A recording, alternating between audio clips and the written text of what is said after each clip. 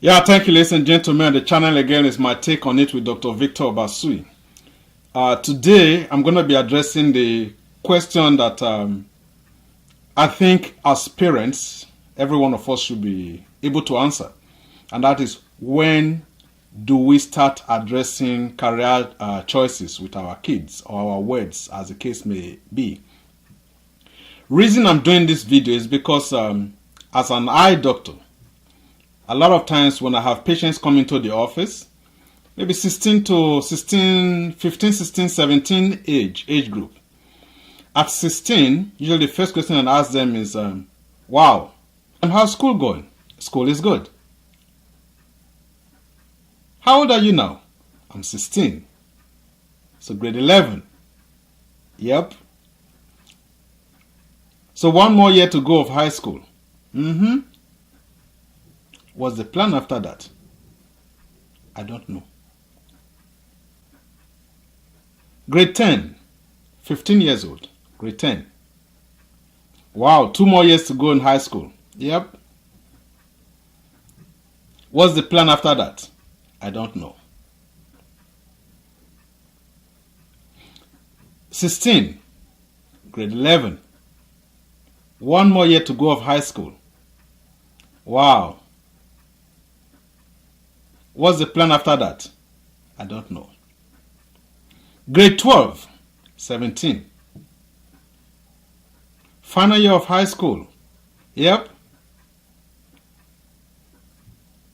What's the plan after that? I don't know yet. Maybe psychology or sociology, medicine or architecture or law or medicine. You're asking yourself the question, do we have a clue where we're heading? And that's where the question usually pops up as far as I'm concerned. Because at that age, most times they have to come in with their parents still. So usually I turn to the parent. Dad or mom. That's not a good answer. At grade 12, we should have something concrete. This is where we are heading. Have you discussed this issue with the child? Most times the answer is usually no. Or they're trying to respect the child's privacy. There's no, as far as I'm concerned, there's no privacy issue there. As a parent, you are the one paying the school fees. So if you're paying the school fees, you should have a say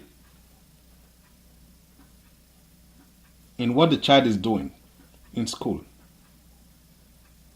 Parents might be very busy, but dad or mom, one person should be paying attention to what the child is doing. Grade 12 is almost too late to start realizing that the child is not good in math and the child wants to be an engineer, or the child is not good in biology but the child wants to go to med school. A lot of kids start preparing very early. I see grade 12 students, I want to go to med school. What's your average? 75%.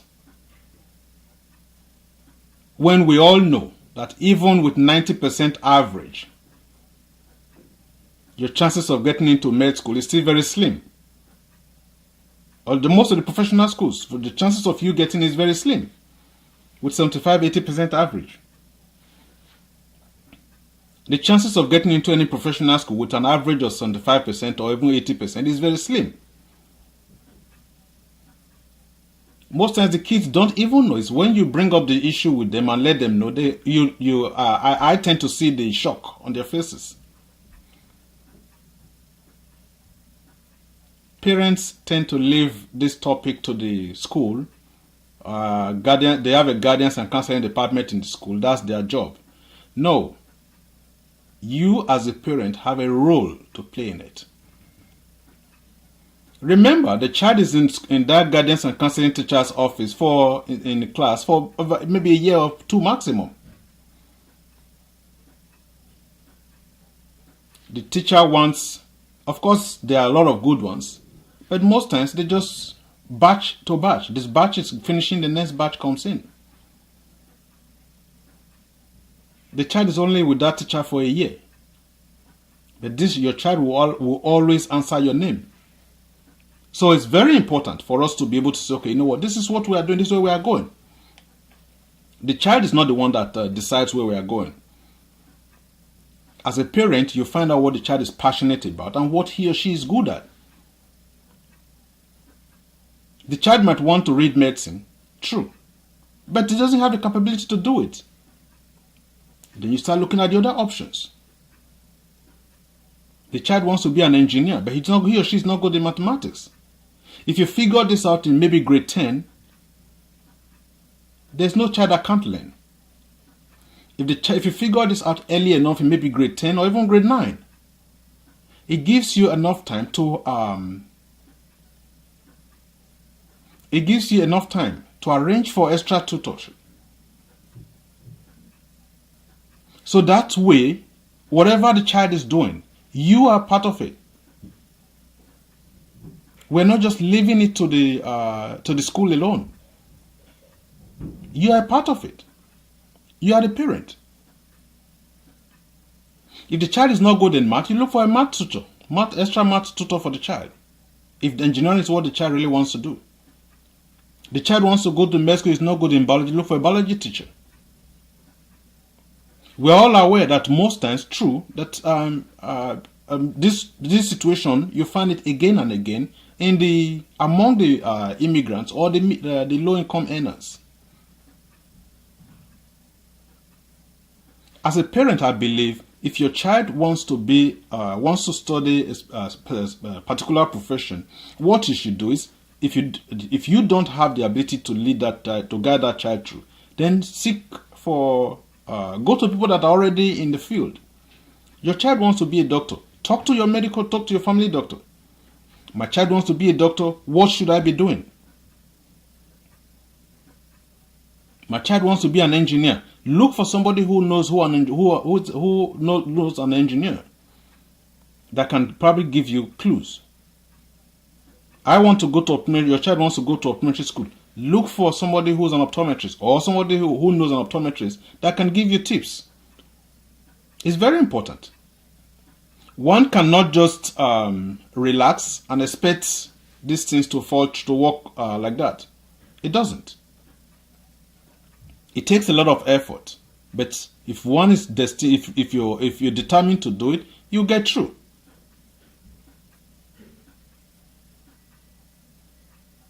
I believe we'll get through. So the earlier we start discussing these issues with our kids, instead of leaving them to make the decisions on their own, the earlier we're able to figure out where they need help and provide the necessary help. As parents, we need to get this sorted out. Even our old parents back home in the village knows that you don't plant crops and leave it to grow on its own. Of course it will grow, but there's a price for it. If you want it to grow and do really well, you have to keep an eye on it. And that is the same thing here. As a parent, we must keep an eye on what our kids are doing. We have to. It's very important. They say a stitch in time saves 9. The mistake that you figure out early enough is easier to remedy. We can't afford to fold our hands and expect the child to turn out well. We might be lucky it will happen, but suppose it doesn't. Whose fault is it? Do you blame a child at 15, 16 that didn't make the right decision? Or you blame yourself as a parent who did not guide the child through properly? I think grade 12 is pretty late to start discussing career choices with our kids.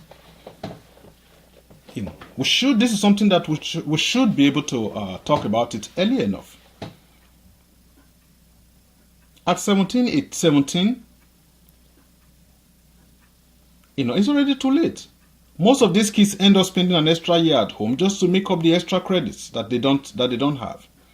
Or to now start taking subjects that they didn't take, which they realized they needed. 1 year of staying at home is 1 year that the child could have graduated earlier from university.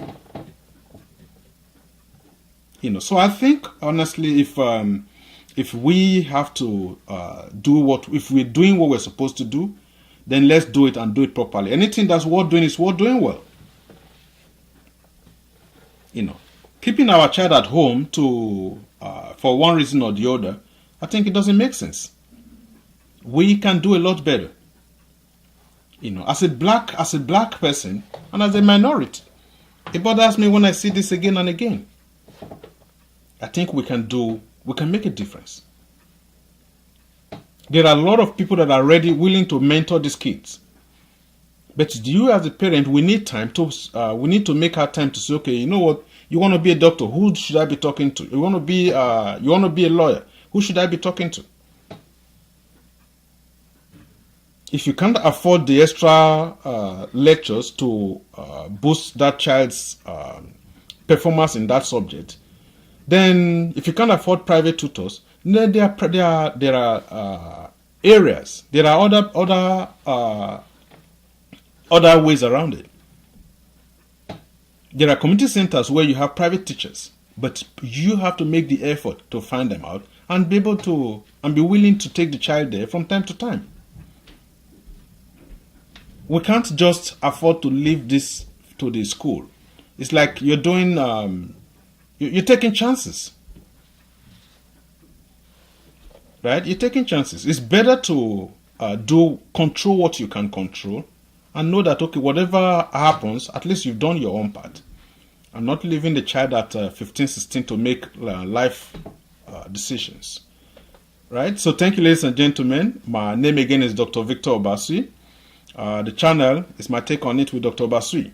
So please hit the subscribe button if you've not subscribed.